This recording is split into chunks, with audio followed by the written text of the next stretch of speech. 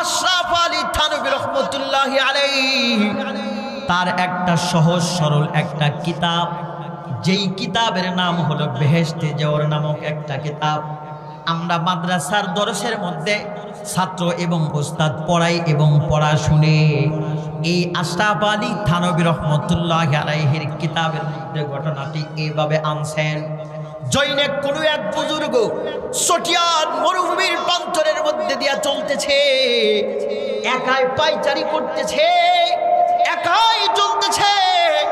দিলে দিলে মালিক আল্লাহ পাক রব্বুল আলামিনকে ডাকে আর স্মরণ করে আর পা ফেলে চলতে চলতে চলতে চলতে বেশ কিছু দূর যাওয়ার পরে হঠাৎ করে আল্লাহর ওলির কানের মধ্যে থেকে আওয়াজ আসলো, অমুকের ছেলে অমুকের বাগানের মধ্যে তাড়াতাড়ি করে পানি দাও। আল্লাহু আকবার জোরে বলতে হবে। কি আওয়াজ? অমুকের ছেলে অমুকের বাগানের মধ্যে পানির প্রয়োজন, তাড়াতাড়ি করে পানি পৌঁছাও। আল্লাহর ওলি সামনের দিকে তাকায়, কিরে কোনো মানুষের অস্তিত্ব নাই। পিছন দিকে তাকায়, কোনো মানুষের খবর নয়, নীরব নিস্তব্ধ একটা জায়গা। এখানে কে আওয়াজ দিল? কে এত পরিষ্কার আওয়াজ দেয়?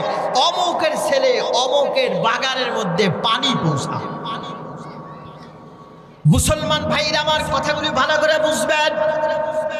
আল্লাহর ওলি এদিক ওদিক জমিনের মধ্যে তাকায়, কোন একজন মানুষের অস্তিত্ব নাই। তাহলে এই আওয়াজটা কই থেকে আসে, কিভাবে এটা সম্ভব হয়?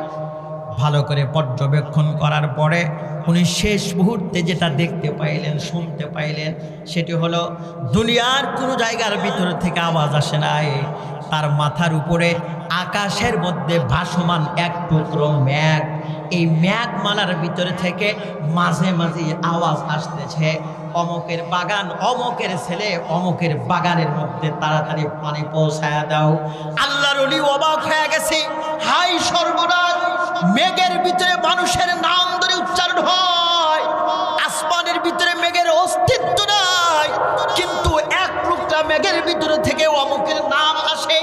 বুজুর্গ ভাবলেন, অবশ্যই ওই মানুষটার সাথে আমাকে কথোপকথন করা দরকার, তার সাথে আমার দেখা করা অবশ্যই দরকার।